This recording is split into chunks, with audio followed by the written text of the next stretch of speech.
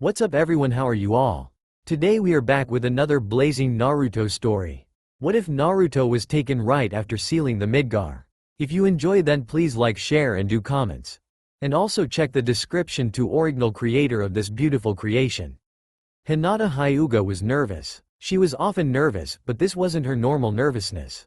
In fact, nothing she was doing right now was normal. Normal for her right now would be nervous for her test the next day in her room, trying to fall asleep, if not already there. Instead, she had snuck into her crush's home, writing out a very complicated seal. So many things that she would not normally be doing. Of course she would be nervous.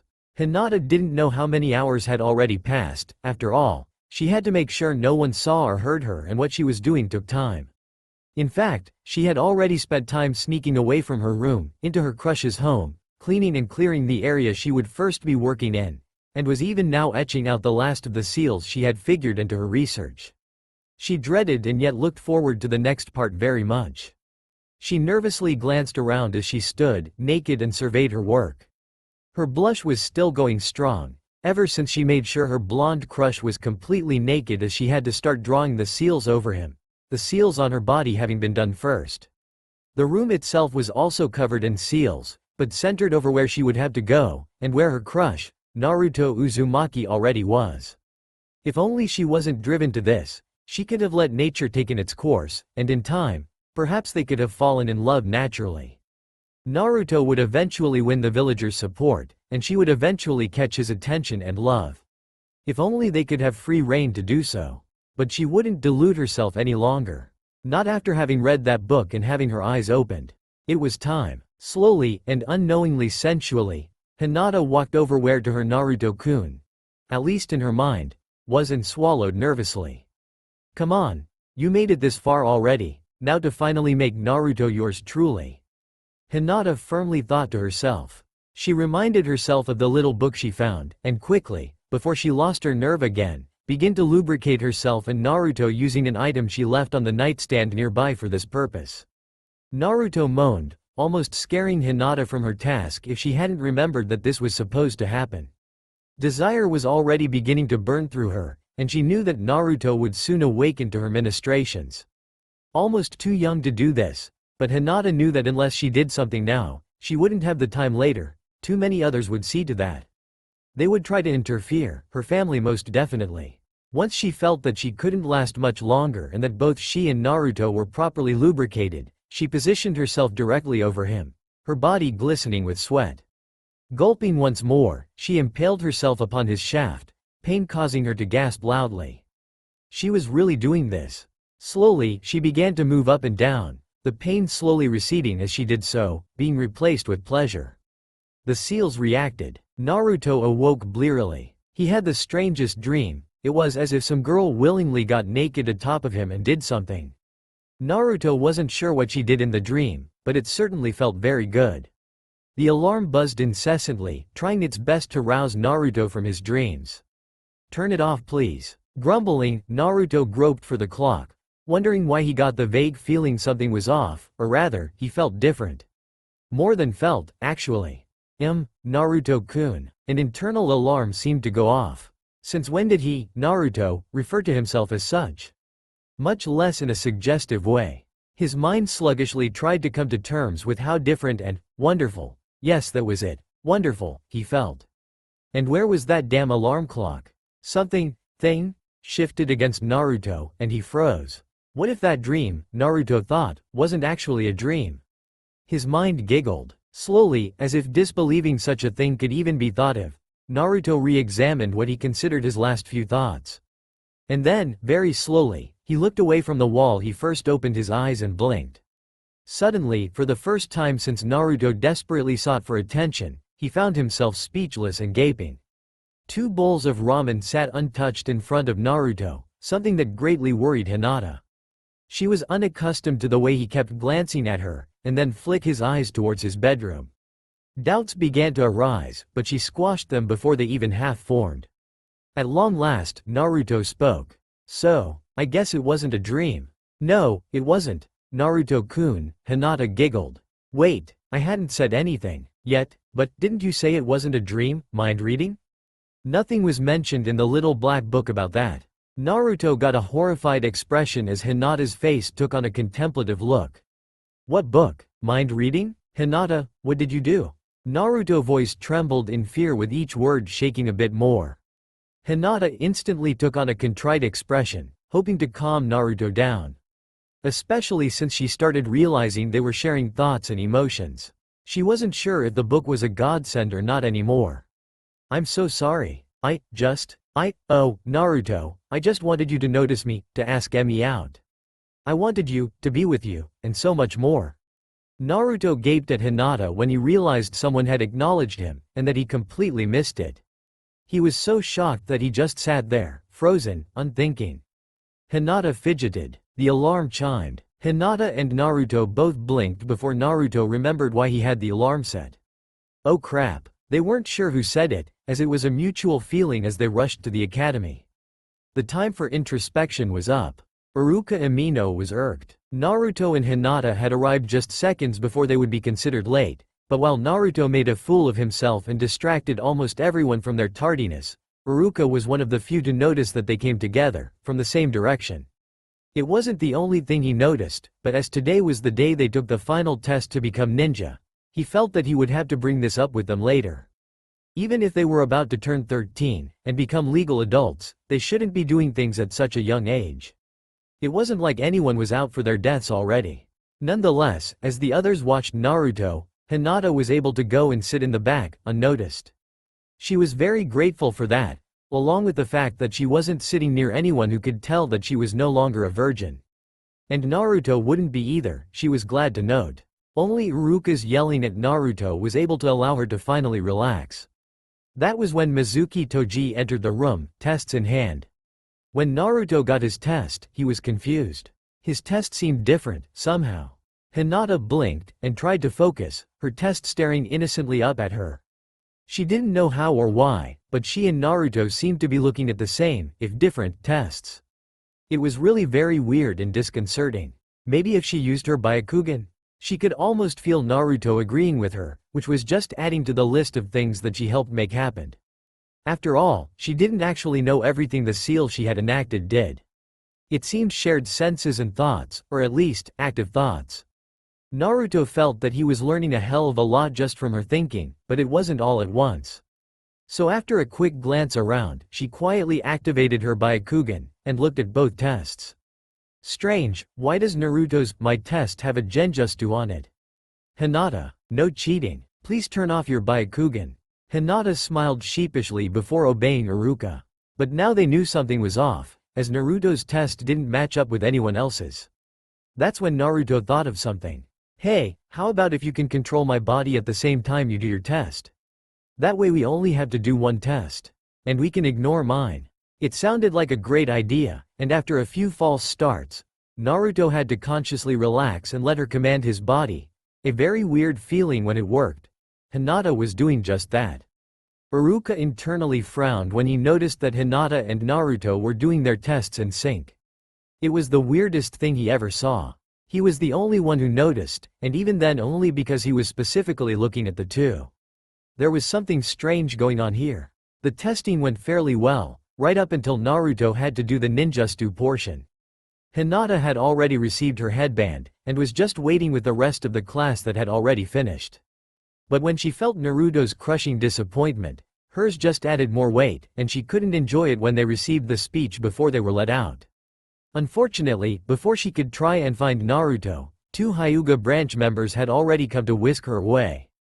Their faces betrayed nothing, but Hinata knew that they were there to ensure she made it to see her father. It was likely that her father, Hiyashi Hyuga, knew she was missing from the compound last night. A quiver of fear wormed its way into heart, even as she felt Naruto perk up. Though why Mizuki wanted to give Naruto a makeup test bothered the young girl. She and Naruto agreed though that he should go along anyways. Mizuki was their teacher and should be trusted, right? When Hinata was finally free from her father's fingers, she was shut into her room, where she concentrated on Naruto. She didn't want to think of all the hurtful things her father had said to her, and so she used the connection to escape, mentally if not physically. At least her father had to go before he could assign any punishments. Though why an urgent summons was necessary was beyond her. At least Naruto had. Hinata bolted upright, wide-eyed and frightened. Naruto had the forbidden scroll. Don't worry, it's all part of the test according to Mizuki. Hinata hoped he was right, she couldn't bear thinking otherwise. At least her father didn't bring up the arranged marriage again.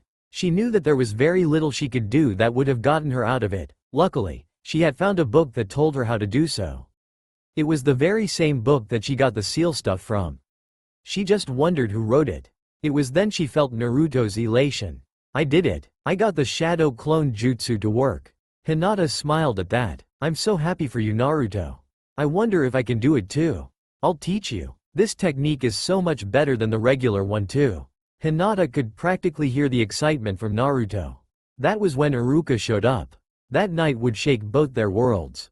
Hiyashi worried for his daughter. She was as un-Hyuga as possible, and no one really saw her fit to be clan head when the time came. However, for the first time ever, his daughter willfully disobeyed one of the set rules. She left the compound after curfew. No one was sure how, and while such stealth made him proud, the question of where she may have gone worried him. Hopefully not the pariah's place. The stain on the Hyuga's honor would be astronomical.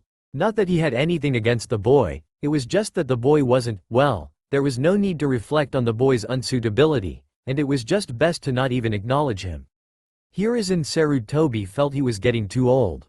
Naruto finding out the truth of the village's hatred was not something that should have happened the way it did. At least he knew he could count on Iruka, Kyuubi or no. And Naruto seemed to have adjusted to the knowledge quite well. Though Naruto did have some odd facial expressions from time to time, the third Hokage figured it was just Naruto digesting the news. Not like he was contacting the demon or anything like that now, was he? Iruka was both proud and annoyed with Naruto. Proud for almost the same reasons that he was annoyed with the boy, but something still bothered Iruka. Those odd facial expressions Naruto kept making almost made Iruka think he was having a conversation with someone else. He almost thought he was contacting the actual demon, but something in his gut told him this wasn't the case. And Iruka learned to trust his gut since getting Naruto as one of his students.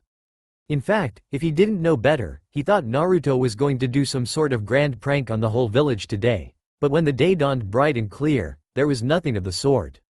Yet he and Iruka nearly stumbled over himself when he remembered. There was no helping it now, he had to check Naruto's apartment to know for sure. He didn't figure either student for this kind of thing, but with the way the two were earlier, well, the implications were staggering. Didn't Naruto have a crush on Sakura though? Shikamaru Nara knew something was up. Naruto wasn't bad, but there was a mystery there he couldn't solve. It was annoying, but something new and interesting today had happened, and tonight something else was happening. If he didn't know any better, he would think that they were all related somehow. But they were new mysteries, and ones he would have fun thinking on later. After all, what better way to muse on these things than cloud watching?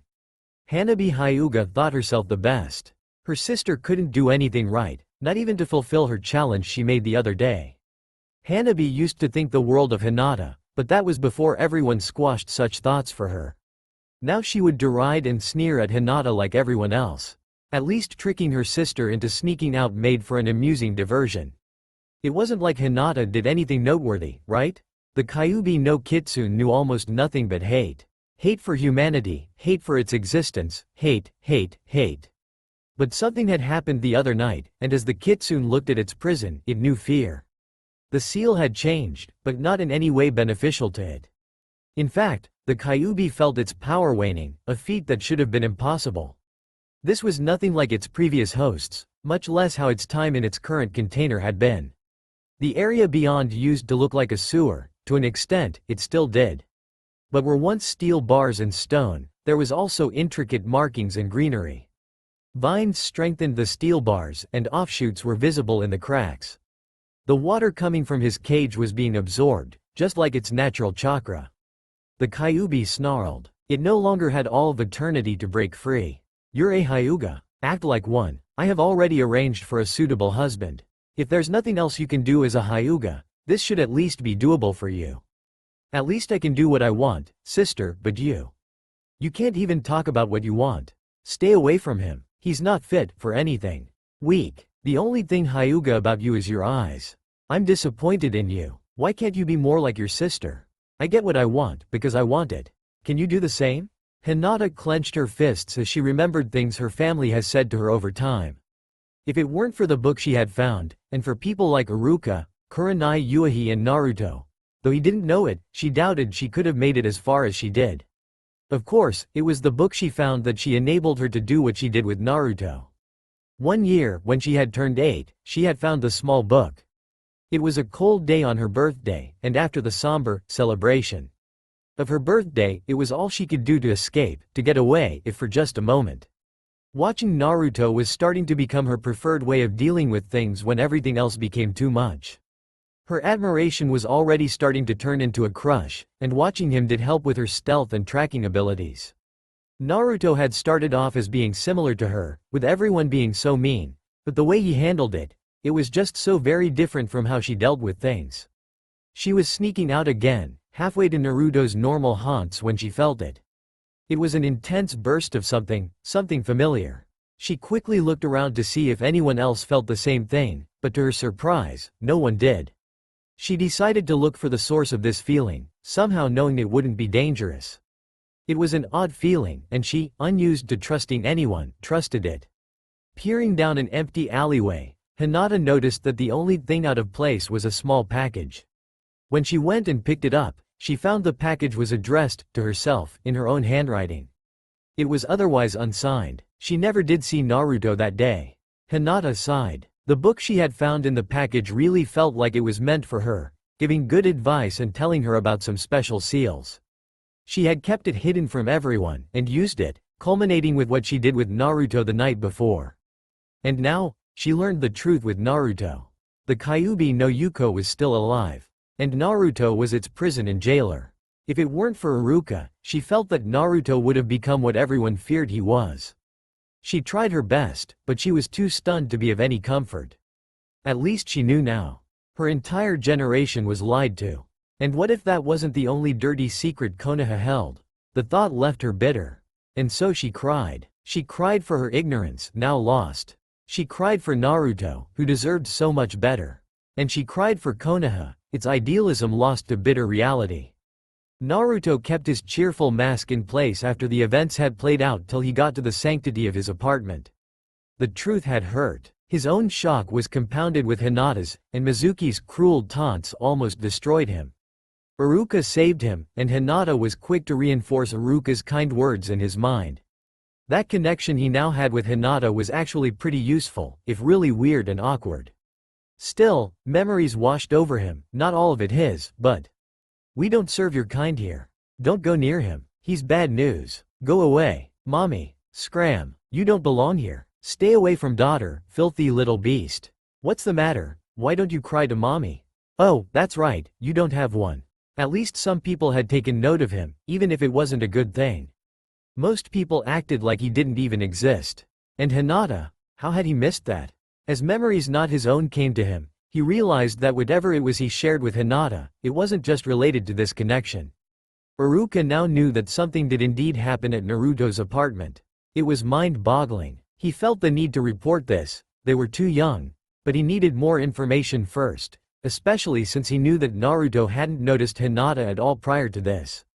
And what was with the two of them during their testing anyways?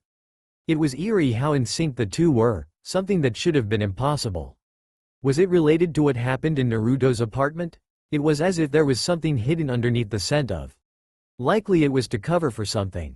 But what? Then he realized that since it was doubtful anyone gave Naruto the talk, it would probably be up to him to do so, when it was already too late to really do much about it.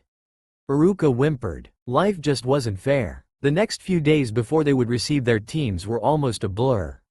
Naruto met and befriended the Hokage's grandson, Konohamaru. Hinata was able to placate her father while putting off meeting her fiancé.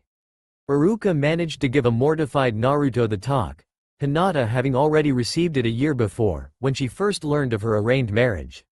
She did manage to find herself hiding in her bedroom while Naruto was receiving his, sharing in his mortification. Along with finding out that while both of them were able to endure Iruka's lecture, the memory of Hinata's talk replayed in both of their minds at the same time. making the whole ordeal worse than they thought it ever ought to. Only Iruka was watching for more than just normal interactions, but with both Hinata and Naruto stuck apart through various forces, he was unable to get anything substantial. But he knew he would have time, and that he could see their reactions when they received their team assignments. Still, there was something that was nagging him, something that couldn't have been affected by his suspicions. If he could only remember what it was. When the day of the team assignments dawned bright and clear, Iruka could only feel a tightening in his abdomen. He thought about changing the teams, but then realized he couldn't just change it on a whim, just to check for something only he was searching for and knew about. He wasn't about to tell anyone, not even the Hokage, about his suspicions, for that was all they were. Still, there was something else he was missing. When he left his apartment to get to the school, he realized what it was that was bothering him. For there on the mountainside, where the 4 Hokages of Konoha were forever memorialized, were brightly colored paint. The paint wasn't just splashed though, it was, artistically, applied, giving the sculpted heads rather comical faces rather than their normal stern countenance. Naruto. Hinata had awoken to a giddy Naruto, in thought if not in presence. Still, a giddy Naruto usually meant some sort of mischief, and Hinata always looked forward to seeing what he had done. You actually liked my pranks? Hinata knew that this mind connection thing was a very likely occurrence, but it would take some time to get used to. Grinning, and sending a confirmation back to Naruto into her mind, Hinata went to get ready for the day. It was quite unusual to see what Naruto did in her mind, painting the Hokage monument. And she nearly lost it at the breakfast table with her father and sister there. Her father gave her but a quick glance, which from him was akin to someone else gaping at her near lack of decorum, but her sister missed the entire thing. It was taking all her willpower not to give in to Naruto's full-blown grin, even as she ate her breakfast. In fact, it was taking all she had not to eat like Naruto too. There seemed to be all sorts of side effects to the ritual she had done that she hadn't been able to properly appreciate the days before. Her father set down his empty bowl with barely a sound, signaling he was finished and was about to address his 2 daughters. Hanabi was quick to finish off one last bite before she was done just as Hinata herself smiled, nodded and continued to finish off her meal. Hanabi almost lost her composure at the elder sister. Her father didn't even twitch, but she could tell he flexed a bit. She had done the unthinkable. Still, nothing was said till she too put down her bowl. Her father's mouth twitched. Dutifully assuming her listening pose, Hinata smiled serenely, nothing amiss. As you are undoubtedly aware, Hiyashi started, Hinata is to be assigned to her team today. I expect you to uphold Hyuga traditions and honor in conjunction with your new team. Afterwards, I expect you to be diligent coming back, as to meet your prospective fiancé. Is that understood, Hinata? Jackass. Hinata kept her face perfectly neutral. She didn't want to meet whomever her father picked, but unless something came up, she knew she would be unable to put this off. She already had several times before. Outright disobedience to the head of the clan was unheard of. Totally should. But she would just nod and figure out what to do later. After all, he just asked if she understood, not if she was actually going to do so. Wow, you're more devious than I thought. Go Hinata. It's all because of you, Naruto. Hinata had to suppress the urge to giggle, though she had the feeling Naruto understood anyways. Her father stared at her for a second longer than he had to, before he too nodded. Good. We shall discuss your teammates and teacher as well. Dismissed. As Hinata got up to leave, she noticed her sister getting up to follow. She wondered when she would try and talk to her, and doing so right before or during her changing into her ninja outfit seemed like the best time it seemed. Not changing strides at all, she left for her room, wondering what she should tell her sister. Too much would ruin everything while too little would have her sister investigating, something else to be avoided. How much is enough? As Hinata considered Naruto's thoughts, she and Hanabi had reached the entrance to her room. Hinata was moving on autopilot as she slid open her door and entered her Spartan room, Hanabi trailing in after her. So, did you do it? Hanabi queried, sitting on Hinata's bed. Hinata ignored her as she took off her robes and got out her gear. Once she started putting on the items in question, Hanabi seemed to have figured out she wasn't going to answer. Hanabi narrowed her eyes. Well, did you? Insistent, isn't she? Hinata gave an internal smile to Naruto even as she turned towards Hanabi when a thought struck her. Naruto, when did you know words like insistent? Yes, sister, I did. And, think I got it from you. We're sharing more than just thoughts, I think. You were right, it was good for me. I'm glad, I guess? It's all too surreal. Tell me about it. Tell me about it. The weird echo of Hanabi and Naruto gave Hinata a sense of displacement. She quickly shook it off. Not now, I'm going to be late. I'll tell you some more later, okay? Alright, just remember that I'll be waiting. And with that final pronouncement, Hanabi left Hinata's room, just as Hinata finished putting on her gear. Time to see what team she would be in. I hope it's with Naruto. Hinata could just feel Naruto really warm up to her with that thought. As Naruto sat with his head face down on a desk in a classroom at the academy, he thought of just how awesome shadow clones were.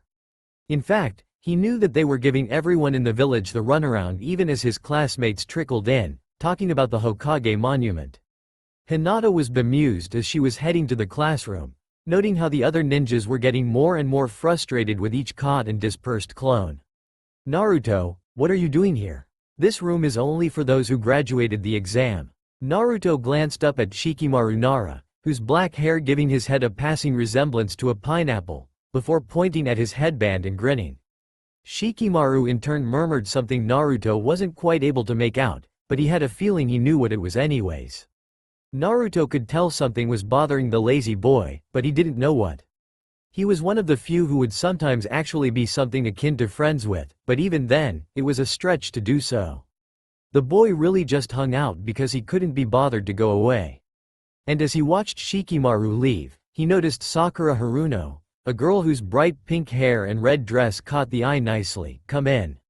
Right then, he felt a pang. Several conflicting emotions roiled, some not his own, but they fought and only years of habit made him wave hi to her. Jealousy, envy, hope, desire and more all fought in his head, heart and guts. Hinata, who came in right behind her, almost lost it herself. Only when she had sat down at the same time Naruto was pushed out of his seat did their emotions settle down. Neither had really realized what Sakura meant to either of them till now. Oh, man, I'm sorry Hinata, I didn't realize. Oh Naruto, I'm sorry. Both blushed, but thankfully no one noticed either one. Hinata faded from everyone else's thoughts even as Naruto shook his head and glared at Sasuke Uchiha, a dark, broody classmate, whom most of the girls in the class had a huge crush on, including Sakura, but not as he had found out, Hinata, before finding another seat, careful to find another seat. He, and a couple others who noticed the unusual behavior at this point, blinked, realizing he avoided confronting Sasuke, an impulse he surely would have done before.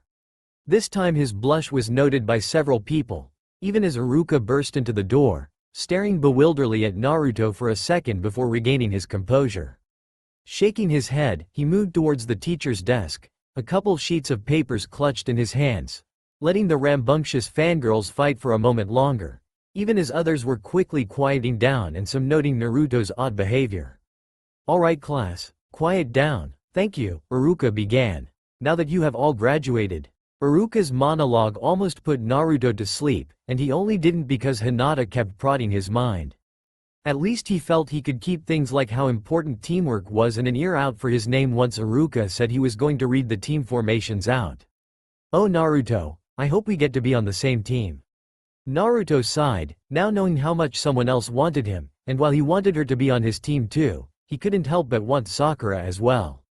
He felt a slight twinge from Hinata at that, but he couldn't help it. At least they both agreed that they didn't want to be on the same team as Sasuke.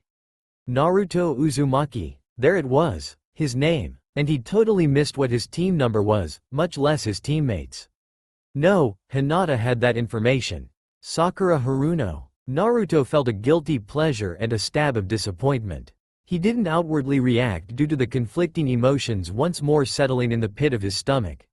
Sakura's reaction was expected, and everyone was giving Naruto concerned glances as he wasn't behaving normally. Iruka and Shikamaru were especially careful to note this information, though Shino did keep it in mind as well. And Sasuke Uchiha. Naruto actually did groan out loud, even as Sakura cheered, as almost everyone else felt relieved at Naruto's return to normal behavior. They felt that Naruto was probably just waiting for the other shoe to drop. Hinata felt crushed, even as they both let Naruto physically show their disappointment. Iruka was the only one to note Hinata's disappointment. Too late for him to even see about getting a team change. Maybe he could let them know that they could eventually get a team change. It would take some political maneuvering though, among other things. Something to come back to and consider, at any rate. Your Jonin instructor will be Kakashi Hitaki. Team 8 will be Hinata Hyuga, Shino Aburame. Naruto snuck a glance at the quiet Aburame. He didn't know much about him except he tended to keep to himself and that he hid himself behind his clothes. And Kiba Inuzuka. Naruto at least knew Kiba better, for they occasionally hung out as well. Kiba and his puppy, Akamaru, whom he acquired halfway through their years in the academy, were both energetic and carefree. Kiba also fancied himself a bad boy, and dressed accordingly. Or at least, as Kiba saw how one should dress at any rate. Naruto didn't think that a jacket that beige presented such an image. Your Jonin instructor will be Kurenai Yuihi. Team, I'm sorry Hinata. Don't be, it's not your fault, Naruto. We can't control this, but, at least we still have this, okay? It will be alright. Naruto doubted that, but Hinata did have a point. At least with two teachers, not that they would let others know about their unusual arrangement, they could become better much faster. Naruto already could tell, as Hinata had his shadow clones and he had her taijutsu and teachings.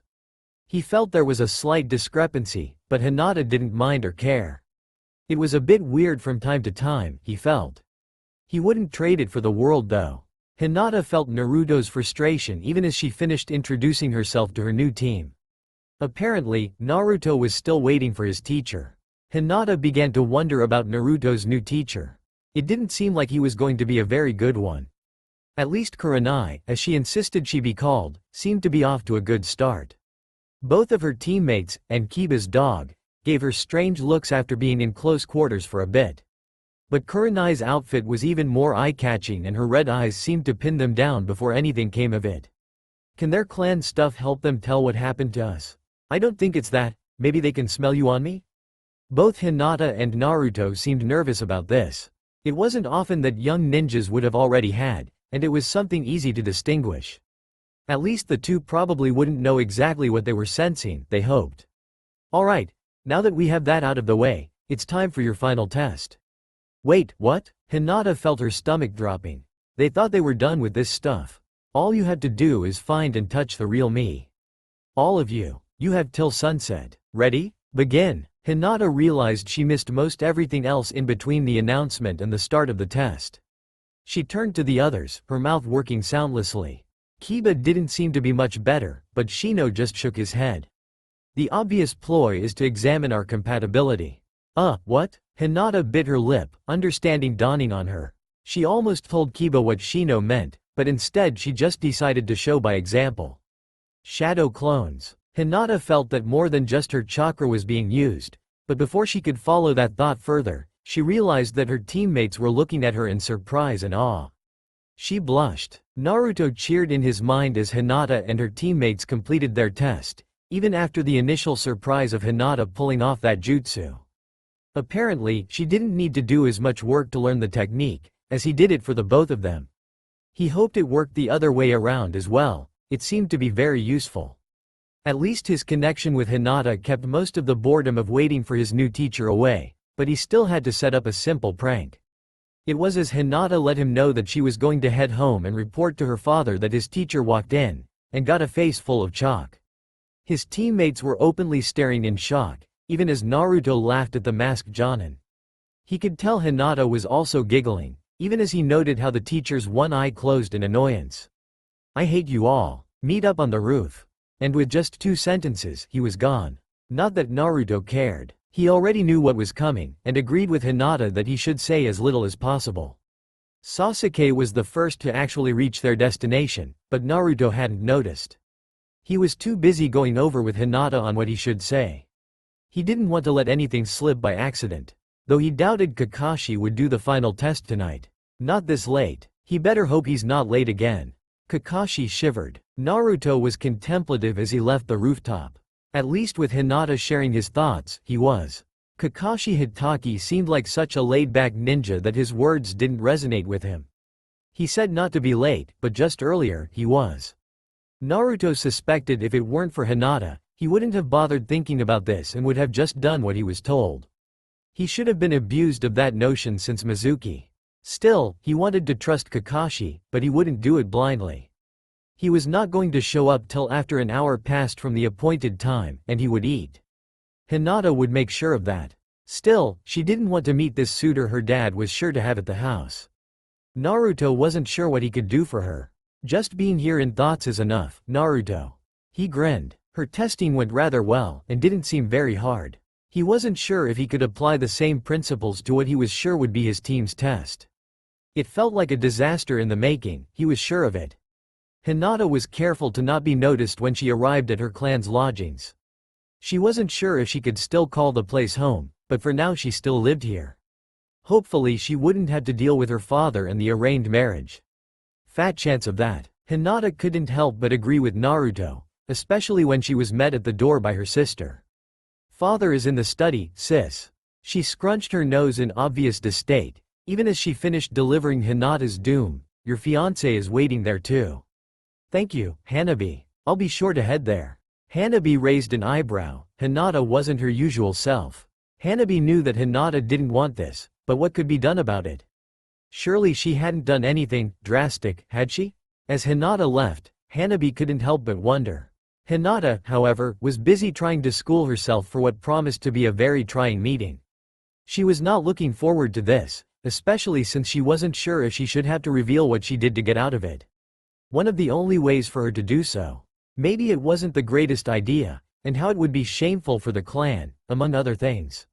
Still, she had done it, and with the one she wished it to be with too. She wasn't sure when, exactly, she started seeing Naruto as the one she wanted to be with, but it was quite some time ago. She could feel Naruto's stunned reaction to this and each revelation, keeping him quiet in the back of her mind. This aspect of the ceiling wasn't mentioned in the book at all, and made her blush. Actually, a lot of the things they were now sharing weren't mentioned. Thoughts and senses, chakra, the only thing she was sure they weren't sharing was their bodies, and even then, that was what started and finished the sealing process. Both Naruto and she weren't quite keen to do that again so soon though. Especially once she realized she could have gotten pregnant. Still, she figured someday again. Hinata? You're there. Naruto's unease of where her thoughts were going and his prodding brought her back to the here and now. Swallowing her unease, she opened the doors, her training as heiress kicking in. Now was the time for subterfuge. Hinata. Hiyashi nodded to her in greeting. This is Hideki Kanta, your fiancé. You will treat him with the utmost respect. Hinata bowed her head, trying not to tremble. She didn't want this, she knew that there was very little she could do to prevent it, and still she knew any form of protest would be ignored and brushed aside, just like all how she has been since her mother has died. Mother. Hinata could almost feel the tears, but she resolutely kept her face tilted, so that both her father and her fiancé could not see her eyes. They had continued to talk, but she paid them no mind, just as they did to her. In her mind, she could feel Naruto snarling. Oh, Naruto, I wish you could help. Sure, just tell me how. No, you can't. I don't think there is anything that can stop this. And all we need is a drop of blood here from the two of you and we can finalize the binding. Hinata? Hinata quickly focused her attention back to the matter at hand. Seeing the documents in front of her, she had to force herself from showing any signs of her dismay. The paper had a finalization seal. She hoped that what she had done would make sure the seal didn't activate, but she wasn't sure. Those seals she used with Naruto were some of the most complicated she had ever seen or heard of. Too bad it was all technically one seal, but what a seal. She just wished that there was more to the book that gave her that seal, since over 3/4 of the book just told her how to make it. I'd like to see that book. Yes, father? A drop of blood and then I shall leave you to acquaint yourself with Hideki. If you would. Yes, father. Hinata knew that there was nothing else for it now. Still, Hideki was polite enough to present his ceremonial knife for just this occasion. After pricking his thumb, he held the knife hilt first to her. A stab of fear came over before she mechanically accepted the proffered knife. Mirroring Hideki, she too pricked her thumb. Putting the ceremonial knife to the side, she smeared the seal at the same time as Hideki, her eyes closed in dread. Morning rolled around with its bright rays of sunshine. Naruto groaned. He didn't want to get up, but today was the day of the test from Kakashi. Not that he was planning to do as Kakashi said to prepare, not since Hinata was helping him. He could feel Hinata also getting ready, and what had happened the night before was repressed as a bad dream. Hunger was settling in, and he was going to eat, ignoring Kakashi's advice. Not like he was going to be on time anyways. As it were, if he was to be on time, he would have had to leave about an hour ago. He smirked. Wasn't Sasuke going to be surprised? He did his best to not dwell on Sakura, as that got weird reactions. According to Hinata, they shared emotions along with thoughts. And while he still liked Sakura, Hinata didn't. It felt weird too, especially since he now knew why. Whatever Hinata did the other night, it didn't make things easy. On his way to the meeting spot, he could feel Hinata quietly leave her compound, feeling the oppressive stare of disapproval from her father. Don't worry, Hinata. At least the seal didn't activate. Oh, Naruto, the seal didn't just not activate, it completely backfired. Father was furious. Hinata? Naruto knew not to push this. Hinata's mind was resolute on this. Still, as he caught sight of Sasuke and Sakura, he tried to give Hinata one last reassurance, even as she came upon Kiba, Shino, Kurenai and Akamaru. He knew that they were going to be training as his team was going to finally take their tests. It was annoying that his team's Jonin would be so frustrating. You're late, Naruto. Wow, but Sakura sure had lungs. Hinata rubbed her ears, prompting Kurenai to ask her what was wrong.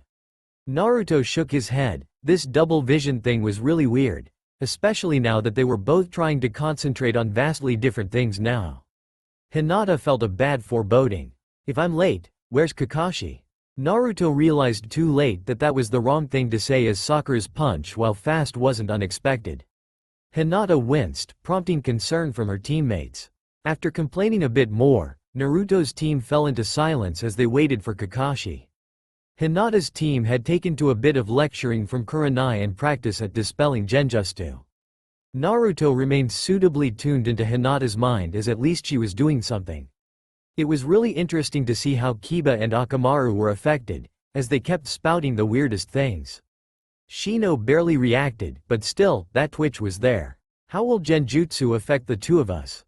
Hinata suddenly wasn't so sure of what would happen, but Kurenai said it was relatively harmless one, and that it would be different from what her other two teammates would be put under, just like how Shino's was different from Kiba's.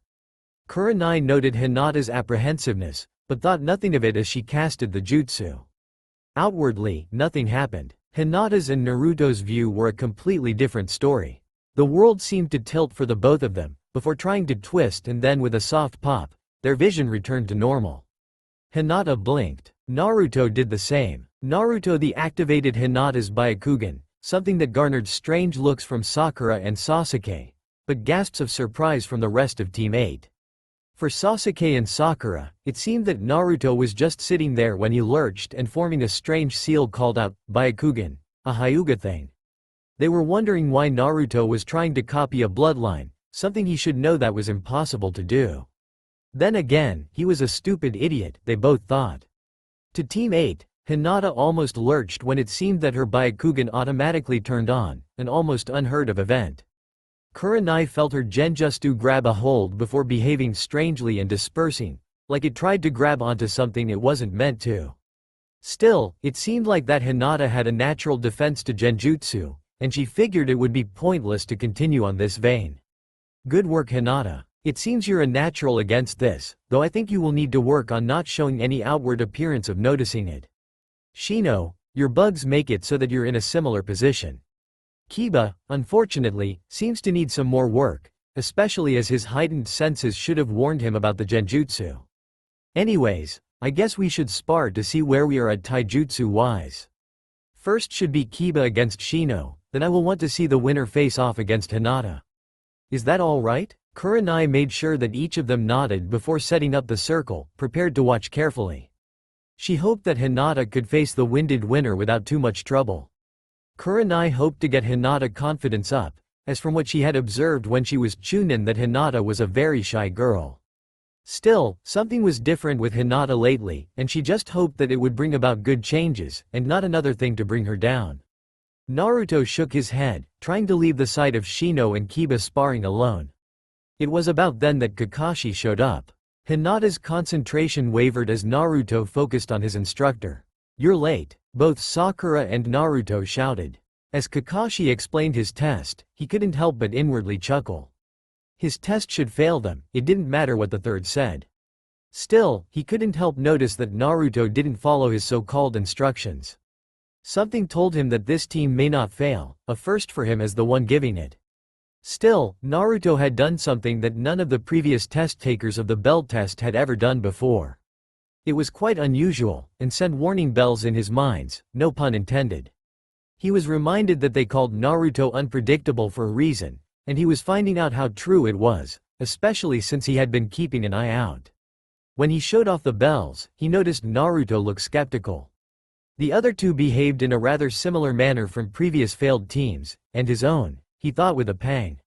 Still, it didn't mean much if Naruto kept the truth of the exam to himself, if he figured it out. But even as he said begin, and watched as two of them hide, he couldn't help but sigh. Naruto hadn't bothered to hide. At all. Maybe he would be failing this team after all? Naruto stared at Kakashi, just as he noticed that Shino had eked out a win against Kiba. He wondered if going against Kakashi now while Hinata fought Kiba at the same time would be a good thing. Still, Hinata wanted to make sure that there weren't any problems with them fighting at the same time like this, and he was curious too. Grinning widely, he activated Hinata's Byakugan again, watching as Kakashi blinked curiously at him. He felt Team 8 gasp again. Apparently they thought it was just a one-time thing for Hinata. Still, her sight was weird. They prepared to attack, even as both of their opponents eyed them warily. Then Kakashi reached into his pocket, and pulled out an orange book. Hinata growled, shocking her team, and both she and Naruto leapt into the attack, wordlessly screaming out their new move. Clones appeared in a cloud of confusion, and Kakashi dispelled them rather quickly. Shino did not, and as their smoke cleared, they noticed there wasn't just Hinata clones about. His brow furrowed, and the rest of Team 8 blinked in shock.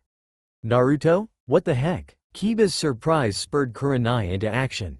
Kurenai went and started dispelling all the Naruto clones, trying to find the real one. Or did Hinata somehow manage to henge into Naruto while creating this many real clones? Too many questions kept cropping up, and she needed, answers. Unfortunately, she forgot to call off the spar, and Shino was already trying to fend off the other clones, along with the real Hinata. Shino had gone straight for the real one, and had already appeared behind her. As Naruto looked around in confusion from the loss of clones and the double vision of attacks from Hinata, Kakashi smiled as he prepped his favorite jutsu to use for just these situations. It was then Naruto's double vision with Hinata as she was hit back from her sparring partner that caused Naruto to trip over backwards and over Kakashi just as he initiated his jutsu. Naruto was very lucky as tumbled over Kakashi, and both Hinata and Naruto were grateful for the first time since this test spar started for the double vision. It wasn't enough. While Kakashi may have been surprised by the miss, he didn't falter or let surprise stop him. His follow-up kick caught Naruto dead on, and he went tumbling into the lake. It was when the clones started jumping out of the water Kakashi realized something really weird was going on, as he noticed that the clones weren't just Naruto clones, but Hinata ones as well. Kakashi almost called a halt to the test right then and there, but his instinct told him not to. It could be a henge to fool him, especially since no other genin should be able to make any shadow clones that only Naruto had learned. Still, something was off, and he was determined to find out what. Shino and Hinata managed to come to a standstill after she seemed to have taken an invisible hit. Coming from Shino, that wouldn't have been so surprising, except he actually showed surprise for a moment too, and Kurenai had caught it. Then more of the clones popped up, and Hinata hadn't done anything. This was turning out to be quite the enigma. Kiba and Akamaru had stayed on the sidelines, and Kurenai realized that Hinata seemed to be fighting an opponent that wasn't there along with Shino. Her moves were that random. Kurenai gave up on just popping the clones, as Hinata called out the move again and created more. Kakashi was quite surprised when more clones appeared, as he just finished eliminating them all again and was facing the real Naruto when it happened. He narrowed his eyes, even if the other was behind his headband. Something real funny was going on here, and he'd bet his Icha that Hinata was somehow involved, judging by the clones that appeared. Did Haruka miss something? He debated about using his Sharingan, but quickly discarded that thought. Still, he noticed when two of Naruto's clones went to his actual teammates. He inwardly smiled. At least Naruto got the idea at last. Still, something told him he wasn't the only one fighting Naruto, and dodging a fist that almost got the bells, he used the replacement technique to get some breathing room. Some of those attacks were made using the gentle fist, and he knew Naruto didn't know anything about that. And yet his clones and the Hyuga Era's ones both started using it. It felt like he was fighting two people in one, even with all the clones. Then, abruptly, they all dispelled and there was Naruto, alone in the clearing. Kakashi watched as Naruto stiffened, then keeled over. He wondered what that was all about. He decided to worry about that later. He still had to check in with his other potential students, and if Naruto actually went to the trouble to try to recruit their help. If he did, he could give them a second chance. Kurenai had had enough of the fight when all the clones started using the gentle fist. Surely Naruto couldn't possibly know it, so Hinata must be using henges, but how could she even begin to make one shadow clone, much less a bunch of them? Especially since there was no way she had even met Naruto since he learned it, and no one else could have taught her, much less give her access to any scroll which had it. She finally ended the fight by pressing a pressure point on the real Hinata, and after several moments in which she wondered if she had any effect at all, Hinata collapsed into her arms. Resisting a physical pressure point was almost unheard of, yet Hinata almost did, a medical anomaly and miracle. Something was definitely up. Shino had stopped when Kurenai tapped a pressure point on Hinata, and almost cringed when he felt that for a moment nothing was going to happen. Then she collapsed into their teacher's arms while the clones all suddenly dispersed. One had almost connected another hit on him. His analysis of Hinata from before becoming genin and since had to be discarded and redone, and still he was no closer to finding out the truth. And the Naruto clones were a bit disquieting as well. She hadn't produced any in their rather simple test last time, and they used the gentle fist as well, so it had to be a henge. But some instinct told him that wasn't it, as those clones didn't produce the same chakra hit that all Hyugas did. His bugs also confirmed something unusual, and they couldn't get any more information beyond that. That they couldn't get anything beyond unusual worried him.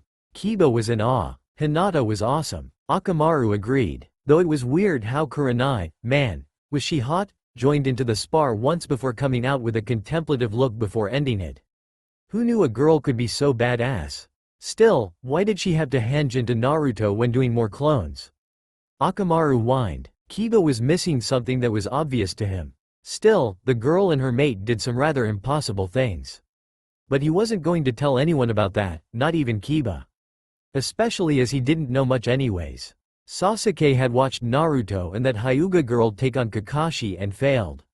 The fact that their Naruto hanged into the girl made him wonder. Still, when that clone came to him about help, he told him since he already had someone not even on their team to help, that he wasn't about to join in that snafu. If that was the real girl, then what was the point of giving a belt to someone not even on their team? She had her own test, and he was going to pass this on his own. Naruto didn't take that very well, and so Sasuke punched him. Even if he was just a clone and just dispersed, Sasuke felt rather good for doing so. Sakura had snorted in disgust at Naruto, the two-timing pervert. Still, it could have been his way of trying to make her jealous. Like she would be for that idiot. Sasuke was the one for her. When the Naruto clone came to ask for her help, she just punched the idiot. Served him right. She would help her Sasuke, not the clueless loser. At least he provided a good stress reliever. When Naruto went down for the count, she knew her chance was coming soon. And then Sasuke would finally ask her out after she helped get him a bell, cha. Somewhere, Iruka twitched. Somehow, he just knew Naruto had managed to complicate his life again. He just wondered in what form it would take this time. It would be sometime later, but in the end, Kakashi passed the team. When Naruto was left tied to the stump, Hinata would shortly send a clone to free him. And this event wouldn't be done unobserved. Iruka? Kurenai, what can I help you with? Kurenai looked around Iruka's empty classroom, as he had just finished classes that day. She had left her charges to a simple D-rank mission with strict instructions. She figured she would have about an hour before she would need to check up on them, so had decided this would be a perfect time to talk about her charges with their previous instructor. especially as one in particular had her worried. You remember Hinata Hyuga? Ah, the heiress? Iruka smiled fondly in remembrance before blinking and adopting a worried expression. Why do you ask? Well, did you ever notice her, crush on Uzumaki? Yes. Iruka frowned. This conversation seemed to have bizarre written all over it. Something tugged at the back of his mind. Anyway, I've noticed that she would throw in clones that would look like him. Wait, what? Iruka pinned Kurenai with an unreadable expression, his mind running furiously. Hinata was making several physical clones, and some of them would come out as Naruto. I was unaware of anyone teaching her this technique, but Kurenai was watching Iruka very carefully. She noticed that Iruka seemed to know something, and she was determined to find out what. Her coordination was off as well. When the day before, she only made clones of herself and had great coordination. And on top of that, she activated her Byakugan without any seals or even the activation phrase needed for the younger students to use. Did she show any of this behavior before she graduated? Iruka was flabbergasted. He knew how Naruto learned the shadow clone technique and when, but for Hinata too. And then he recalled the day of their testing. Iruka knew then that somehow, in some way, Naruto had finally noticed Hinata. He wondered if Hinata did anything to get him to notice her. No, she had not, but I did notice those two seemed to have gotten much closer at the time of the exam. He blanched as he remembered something else. A lot closer. Kurenai shot him a dirty look. You're not saying Naruto took advantage of sweet Hinata, are you? Her voice held an edge of steel. Iruka tried to keep his nerves from breaking. They had an unusual amount of synchronization during their testing, actually. Kurenai blinked at this new information. She knew Iruka had avoided the question, but what he mentioned shouldn't have been possible without some form of mental technique. Something was very wrong here, and she wasn't thinking of Iruka's cover-up. What do you mean? Well, when we checked their tests, they had the exact same answers, word for word. I noticed that they were writing at the same time in Hinata's handwriting, like how the Nara's shadow technique works. Yet they were nowhere near each other. The other proctors decided that Naruto must have been cheating and failed him for that, but no one is sure how that happened. If Hinata hadn't come from the same direction Naruto did to enter the school, I doubt I would have thought any more on it. Both of them frowned. The picture wasn't complete, but they didn't have all the puzzle pieces. Kurenai shook her head. Let me know if you get any more information. I'm going to do some reconnaissance. And with a flutter of leaves, Kurenai was gone. Iruka frowned. He hoped that Kurenai wouldn't check on Naruto's apartment, but that seemed like a futile hope now. Turning back to his work, he sighed. And as he finished his work, he glanced up to see Kakashi waiting for him. Hello, Kakashi. Anything I can help you with? Maybe. Iruka quirked an eyebrow. It seemed to him that Kakashi was going to try and find out information without giving any, despite the fact that there was no need to do so. Sometimes Iruka wondered if Kakashi took being a ninja too far. Still, even the best ninjas could slip, and if Iruka was right. Is this going to be about Naruto? Kakashi sighed and gave in, nodding. Yes, Naruto. There seems to be a few things wrong with how the academy portrays him. Did you know about his apparent ability to use the gentle fist? Iruka blinked and straightened. Some things, no matter if you suspected them or not, would still catch one by surprise. Iruka waited for the other shoe to drop. Did you know that after I passed my team? Iruka smiled at Kakashi at this. I had left Naruto tied to a stump. Iruka was no longer smiling. As I watched, however, another genin came up and freed Naruto and dispersed. I do not know how Naruto could have taught someone else that technique he learned only 2 days ago, but to have somehow informed someone of his predicament without any form of visible communication seems to boggle the mind, wouldn't you agree? Iruka felt something trying to click into place, but there was no helping it. He would have to be direct. This other genin wouldn't happen to be Hinata Hyuga, would it? Kakashi smiled at Iruka, like he was simply delighted at hearing his favorite child proclaiming his dreams to him, even as he leaked a slight killing intent. Why yes, that would just be the right genin. And you know what else is funny? Naruto conjuring clones that look exactly like her during his test. And if I didn't know any better, I would be saying that Naruto was in a genjutsu, fighting more than one opponent, when it should have been just me. You wouldn't happen to know why this is, Iruka gaped at Kakashi. Something impossible would have had to happen, and yet, what other explanation was there? Kakashi was studying Iruka and saw that Iruka didn't know but was obviously putting something together. Kakashi wondered if someone else was Hinata's teacher or Hinata herself, of course. Kakashi almost slapped his forehead, but years of being Anbu had given him plenty of self-control. Still, he wondered if the Hokage knew. I think there is a possibility that Naruto and Hinata did something on the night before the test. I don't know what, if anything, could cause something like that, though. Iruka had quietly broken the silence, but his voice barely reached Kakashi's ears, and even then, Kakashi had to strain to hear. Oh, this seems to require some inve. Kakashi's eyes widened as he remembered something. Never mind, I have to go. I'm going to be late. Iruka knew Kakashi had thought of something, but before he could comment on the horrible lie, Kakashi was already gone. But it seemed that whatever happened in Naruto's room that night, it wasn't just, oh. It seemed he wasn't the only to have visited Naruto's place recently. He thought about telling someone else, but the only person that came to mind was the Hokage, and he wondered if the Hokage already knew. Iruka decided, if he didn't, he would tell him tomorrow, when he started his new assignment in helping assign missions out to the various ninjas. And then he hoped that if both Kakashi and Kurenai were going to be at the same place at the same time, they would leave Naruto's place intact. The poor boy needed somewhere to live, after all. Kurenai arrived at Naruto's apartment and almost cringed. It certainly had bachelor written all over it. Considering that Naruto was a young adolescent who lived alone, she wasn't surprised. Empty ramen containers. Did he eat almost nothing else? Dirty clothes, and surprisingly, scrolls were scattered about his apartment. A couple of pictures and a pair of goggles could be seen through his bedroom window as well. Kurenai almost felt bad for the boy as she effortlessly unlocked his kitchen window. As she gingerly made her way through the apartment, she realized that for such a dirty apartment, the smell wasn't actually that overpowering. Looking down, she realized the reason why, as she had almost stepped on an air freshener. She shook her head as she opened Naruto's bedroom door. The room was surprisingly much cleaner than the rest of the house, and smelled nicer too. Kurenai narrowed her eyes as she examined his room much more carefully. The walls seemed to be freshly painted but haphazardly.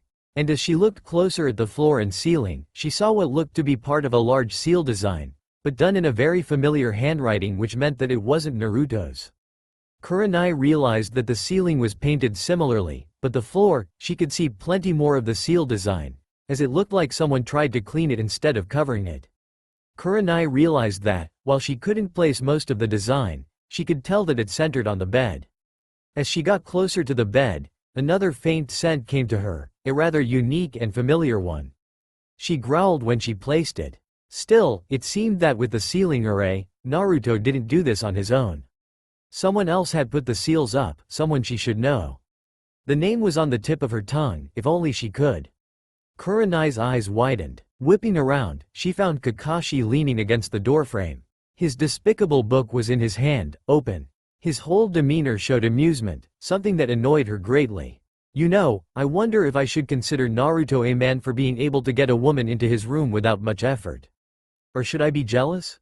Shut it, Kakashi. I'm here for a reason, of which I'm sure you already know. At this, Kakashi closed his book and put it away, much to Kurenai's relief. Still, as Kakashi straightened up, she wondered if he really did know. His quick glance at the room put those thoughts to rest. Yes, it does seem something has happened between our dear Naruto and Hinata.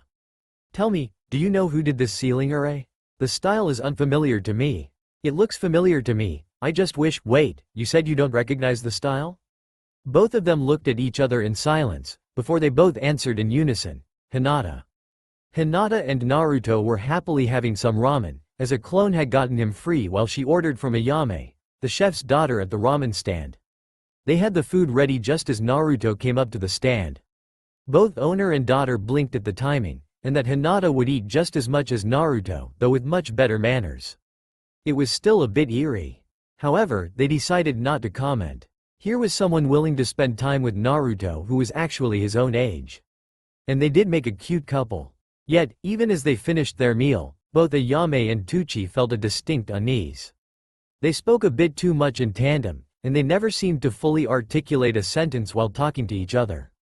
Tucci managed to make out that they were going to get cinnamon buns after finished here, and he wondered how Naruto was able to read someone so well when it seemed to him that they just met. Ayame was a bit creeped out by their simultaneous exit, as not once had they looked at the other yet they seemed to know exactly where the other was. After the two had left, Ayame and her father Tucci looked at each other for a moment and shuddered.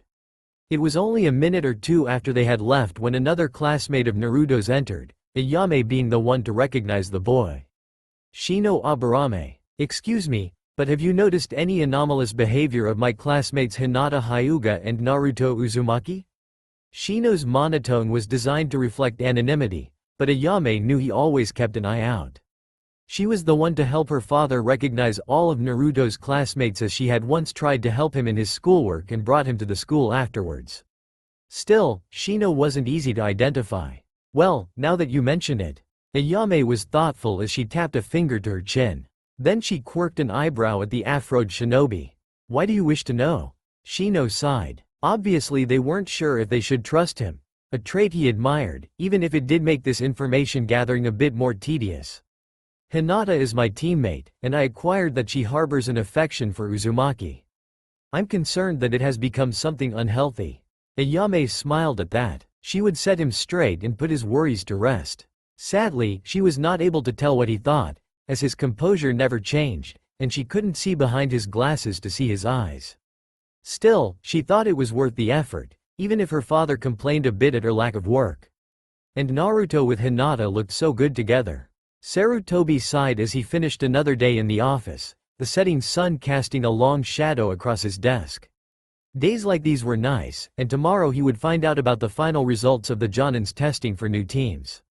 He hoped that Naruto's team would pass, as he had a soft spot for the ill-treated boy.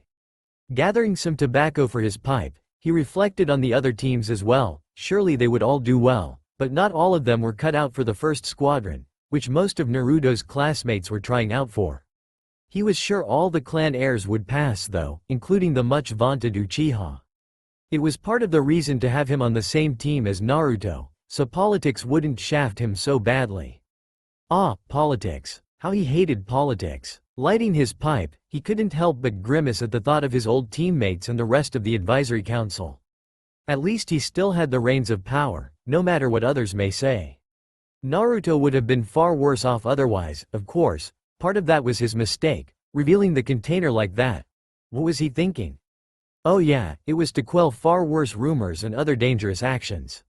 He wouldn't be surprised if Danzo had somehow found out and leaked the rumor, forcing his hand, but he couldn't prove it.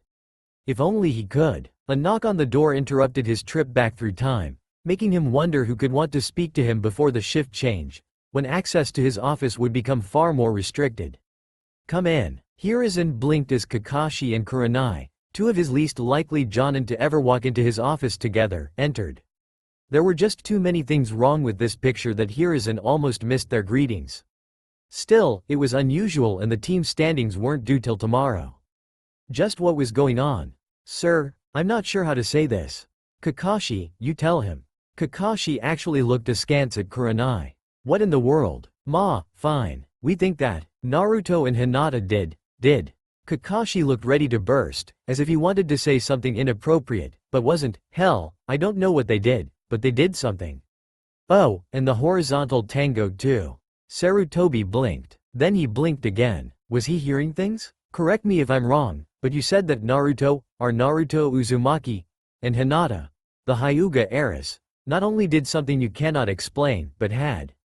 Quote. Both Jonins cringed but they nodded assent nonetheless. The Hokage screwed up his eyes and wished that they weren't a ninja village, that the headbands did not mean you were legally adult, that. He had the sudden feeling that he wanted to get roaring drunk, the consequences be damned.